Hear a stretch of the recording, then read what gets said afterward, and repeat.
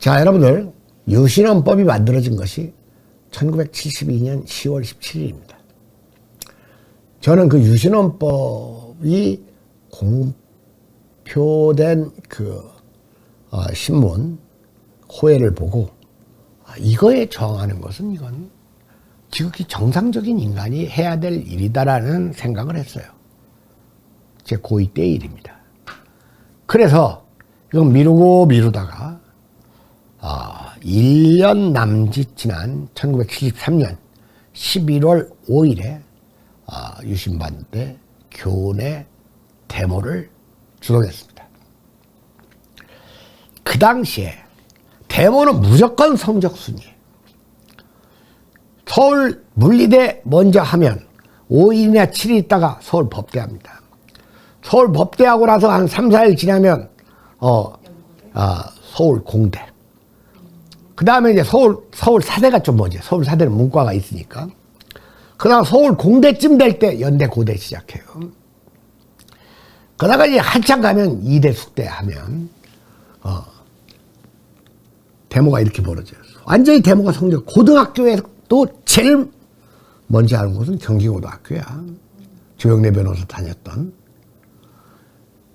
그 경기고등학교가 말 그대로 한 해 서울대학을 재수생 포함해가지고 한 400명 이상 진학했던 학교인데, 경기고등학교 하면 이제 그 순서대로예요. 그러면 항상 경기고등학교는 서울대 단과대 한 너댓 군데 하고 나면 고등학교에서 최초로 시작하는 게 경기고등학교. 다만 지리적으로 고대와 연대에 좀 가까우면 데모를 좀 빨리 합니다.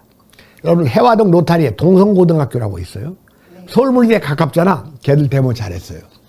자꾸 눈에 보이니까. 그 다음에 이제 고려대학교하고 가까웠던 학교가 대광고등학교라고 있었습니다. 고려대학교 애들 데모해가지고 신설동 로타리까지 나오려면 대광고등학교 앞으로 나와야 되거든요. 대광고등학교 애들 데모 잘했어요.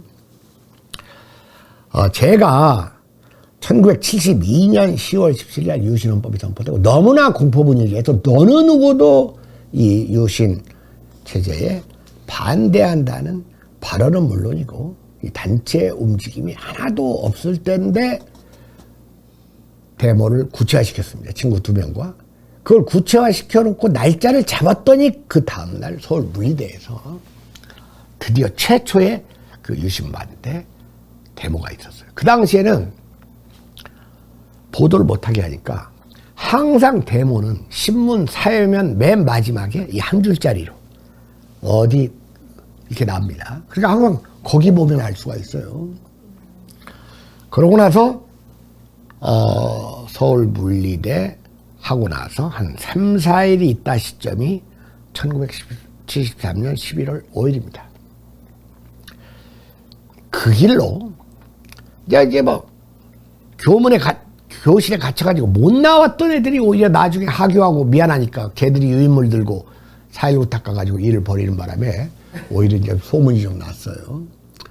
그 길로 학교가 문을 닫아가지고 3월에 개학을 했습니다. 아마 그때 제가 고3 때인데 고1 재학 중이던 그 이동관 방송통신위원장 후보도 왜 학교가 갑자기 문을 닫았는지 기억하고 있을 겁니다. 저 고등학교 같은 시기에 다녔으니까. 자, 여러분들 제가 이렇게 돌이켜서 한번 날짜를 따져보니까 데모를 엄청 일찍 한 거예요. 왜냐? 제가 데모를 하고 나서 한 달 정도 있다가 긴급조치가 첫 발동한 거예요. 그러니까 저는 긴급조치하고는 무관했던 거예요.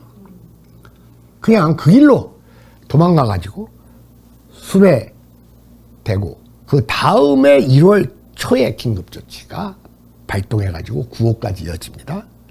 무시무시해요, 긴급조치가. 유신에 반대하면 무조건 15년이에요. 15년 이상. 그리고 유신에 반대했다는 사실을 보도하면 그 언론기관은 정관 아니면 폐관입니다. 이랬던 때예요. 그러나 저는 박정희의 공포정치가 너무나 험악해져 가고 있어서 절대로 잡혀서는 안 되겠다. 왜냐? 그 졸업이 한 2달 남았는데 잡히면 졸업 못할 거 아니에요. 그러면 고졸도 안 되고 이거 안 될 것 같아서 삶의 모든 목표를 이제 도망에 뒀어요. 근데 이제 대학 입시가 가까워오잖아요. 그때 뭐 시험을 치를 수가 근데 그 당시에 건국대학에서 뭐 특차 이렇게 시험이란 걸 공지가 이렇게 신문에 났는데 보니까 일단 이 정규 입시라고 다르게 소리 없이 치르는 시험이야. 그런데다가 그거 되면 뭐 4년 장학금에다가 그 다음에 그 숙식 제공하는 기숙사 제공에다가 생활비까지 조금 주는 거야. 그래서 제가 법학과에 지원해가지고 합격을 했습니다. 합격을 했는데 끝내 가지는 않았어요. 근데 가지는 못하고 뭐 거길 왜 안 갔냐 하면 이제 여러 가지 복잡한 어쨌든 그 당시 제 목표는 이거 도망 다니다가 군대 가면 끝이다는 생각이 드는 거예요. 그러니까 내가 하도 한심해 보였던 우리 형이라는 사람이 야 뭐라도 해놓고 가야지 그냥 군대 가면 어떡하냐 해서 공무원 시험을 봤어요. 공무원 시험을 봤더니 얼마 후에 이 서울 그 중부국세청으로 발령이 났어요. 근데 발령장을 받자마자 보니까 군대 갈 날이 머지 않았어. 그래서 부임을 안 했는데 나중에 군대 갔다 오니까 또 발령장이 또 딱 오더구만. 기대하고 있다가 제가 그 당시에 공무원 시험은 누구나 다 보지 않습니까? 학력 제한 없이. 그럴 때 뭐 몇 달 이 안암동 독서실에서 한 두세 달 이렇게 공부를 했는데 아마 그때 이제 그 점수, 시험 점수하고 출신 고등학교 두 개를 가지고 그 당시에는 이례적으로 무슨 세무직, 검찰직, 일반직을 나누지 않고 전체적으로 봐가지고 이 성적 순으로 이제 배치를 했던 것 같아요. 그래서 저는 어쨌든 그 군대에 가는데 성공을 했습니다. 네. 그리고 제대 후에 뭐 아무래도 대학은 가야 될 것 같아서 이 동국대학에 진학을 했는데 대학생이 되고 나서 투쟁을 해야 할 것인가 문학을 해야 할 것인가를 놓고 고민을 하다가 저는 문학을 선택했습니다. 그렇다고 투쟁을 회피할 수는 없어요. 그러나 문학도 같이 하려면 저 개인적인 이 투쟁의 원칙이 있어야 됩니다. 그래서 저는 첫 번째 절대로 조직에 들어가지 않고 혼자 투쟁한다. 두 번째 투쟁을 해도 지휘부에 있지 않고 현장 중심의 행동대원을 주로 한다. 이걸 돌을 던진다든지 우체통을 뜯어가지고 던진다든지 또는 페퍼포크차를 마대걸레 자락으로 막는다든지 또는 페퍼포크차에 백밀러를 야구방망이로 깨가지고 움직이지 못하게 한다든지 제가 말입니다. 80년 5.16 광화문시에서 페퍼포크차 최소 3대 이상은 무력화시켰습니다. 세 번째 원칙, 도망갈 길이 없으면 데모하지 않는다. 저는 이걸 철저히 지켰어요. 그래서 그런지 그 뒤에 한 번도 체포된 적이 없습니다. 그리고 그 당시에 또 달리기도 상당히 빨랐어요. 자, 여러분들 문제는 1980년 5.18 때입니다. 아까 유시민, 심재철 얘들이 지휘부를 하고 자처하고 있을 때 가장 현장 투쟁적인 학생들은 다 광화문에 있었어요. 왜? 정부 청사가 가깝지 않습니까? 그러니까 이 전두환 정권은 광화문 사거리까지만을 허용하고 그 뒤로 완전히 봉쇄를 했는데 이 광화문에서 지금으로 말하는 그 청와대 가는 이면도로가 이제 이렇게 세종문화회관 뒤쪽으로 있지 않습니까? 그래 그쪽으로 진출을 하다가 페퍼포크차하고 이제 맞서고 뭐 마대걸레로 페퍼포크차 찍고 뭐 그랬어요. 문제는 바로 서울에서의 그 5.16 시위 5.16인지 5.17인지 정확히 기억이 안 납니다. 그 다음날 5.18 일요일에 계엄령이 내렸으니까 전국 비상계엄 확대. 그러니까 5.17인가 5.16이 그 소나기 내리던 날 해산하면서 30만 명이 계엄령 내리고 휴업령 내리면 그 월요일 아침 8시에 광화문으로 모인다는 약속을 하고 헤어졌어요. 그래서 저는 월요일 아침에 사람이 너무 많이 모일 것을 염려해가지고 아침 일찍 제가 살던 안암동을 출발하고 신발끈 묶고 광화문에 나갔는데 한 30명 정도 나와 있더구만요. 거기서 이 독재 타도를 외치다가 경찰들의 포위되었다가 저는 뭐 퇴로를 좀 확보하고 있었어요. 도망치는 데 성공을 했는데 그 뒤에 제가 약간 이 민주화 투쟁에 회의를 갖기 시작했습니다. 세상에 30만 놈이 약속해놓고 30명 모이면 약속 지키는 놈이 이건 30분의 1이라는 거예요. 30분의 1이 아니라 10,000분의 1이라는 거예요. 10,000분의 1은 로또 확률은 아니지만 엄청나게 어려운 확률이에요. 그걸 모르고 5월 18일 날 아침에 전남대학교 도서관 찾아가던 애들이 군부하고 시비가 붙어가지고 군부가 거기서 그냥 그 칼을 사용해가지고 진압을 하고 그러니까 피를 본 아이들이 격해져서 이 촉발된 것이 5.18 광주입니다. 아무튼 유시민이 같은 놈들 약속해놓고 하나도 안 나왔어요. 다음날. 자, 저는 그랬고 또 아주 사소하지만 1981년 삼선교에서 도남동으로 가던 버스 안에서 술 한잔 먹고 전두환을 욕하다가 이 소리를 들은 버스 기사가 버스를 성북경찰서 정문으로 들이미는 바람에 그 자리에서 체포돼가지고. 근데 사람들이 괜찮았어요. 약간 여유도 있고 약간 웃기도 하고 그 다음에 버스에서 수설거린 거니까 우리를 그 검사인지 누군지가 중범으로 안 몰고 그냥 경범으로 몰아가지고 구류생활을 좀 했던 적이 있고, 당연히 그 뒤에 이제 87년 민주항쟁 때는 저는 학원 강사 시절인데 말 그대로 강의를 마치고 그 한 오후 서너 시부터 밤늦게까지 거리투쟁, 이른바 넥타이 부대로 거리투쟁에 임했습니다. 이렇게 놓고 볼 때 이 지난한 역사의 현장에서 저는 부끄러운 일을 하지 않았는데 그것은 할 만한 기회를 철저히 사전에 봉쇄하는 삶을 살았기 때문에 그래요.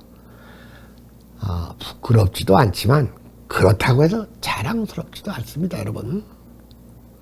그리고 저는 그 뒤로도 이렇게 조직에 가담하라는 제의와 제안을 많이 받았어요. 제일 웃기는 게 87년 민주화 되고 나니까 민주동문회라는 것을 만드는 거야. 민주동문회는 독재 때 만들어야지 민주동문회지. 민주화 다 되고 나서 무슨 민주동문회야? 차갑게 거절했습니다.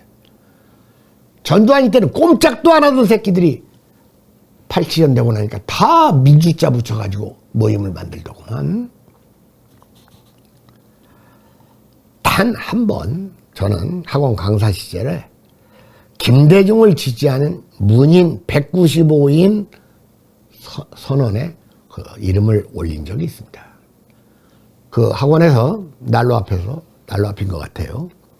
약간 나이 든 그 선생님 한 분이 그 문인들 선언 신문을 보다가 이런 새끼들 때문에 나라가 어지러워져 하는데 손가락질하는데 거기에 내 이름이 있었어요. 그래서 그냥 가만히 있었던 적이 있는데, 저랑 같이 살고 있던 제 가족은 영남지방 최초의 13인 시국선언 교수 중에 하나입니다. 그러나 단 한 번도 그 뒷이야기를 하지 않아요.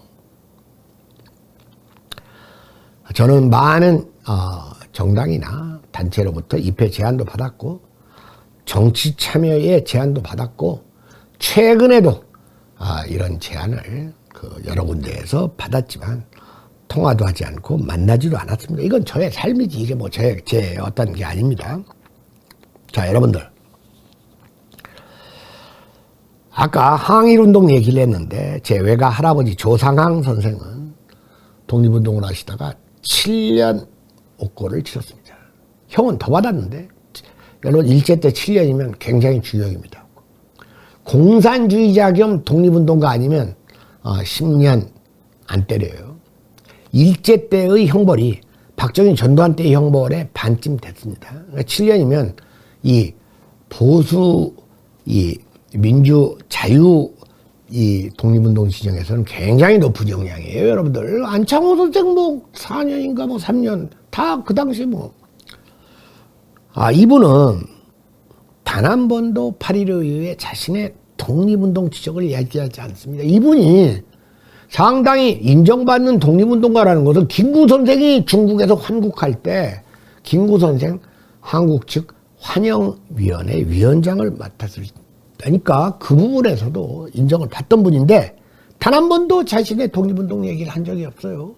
그분을 내 뜻을 헤아려 가지고 2세들도 아예 말도 안 해요. 그럼 우리 아이들은 3세인데 지금이라도 신청하면 독립유공자로 인정될 가능성이 거의 100%입니다. 내가 보기에는 그 독립유공자 후손들이 2세권, 3세권 상당한 그 이점이 있더구만요. 그러니까 손혜원이나 그 다음에 누구죠? 김원 그 독립 그 광복회 회장하다가 죽은 사람 김원호 같은 사람들이 그 무리를 해가지고 했겠죠. 자, 여러분들 민주화 운동은 그 훈장이 아닙니다. 그건 개별적으로 긍지로 간직할 수는 있어요.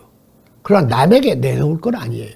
그런데 민주화 운동을 하지도 않은 새끼들이 민주투사인 양, 이 코스프레라는 말이 마음에는 들지 않지만 이거에 적절한 우리말이 없어요. 하고 있는 이 작금의 현실은 통탄스러운 현실이고 이런 가짜들을 골라내는 일을 하는 것만이 이 시대를 정상화하는 거고 마지막으로 항일운동이건 민주화운동이건 이것이 우리의 보편적 윤리에 부합돼서 하는 것이지 여기에 무슨 더 이상의 목적이 있는 게 아닙니다. 저는 그렇게 생각합니다. 저는 유튜브 방송이나 하면서 건들건들 살다가 혹시 어깨가 다 치료되면 소설이나 한번 제 지필에 착수해볼까 하는 정도가 제 삶의 목표입니다.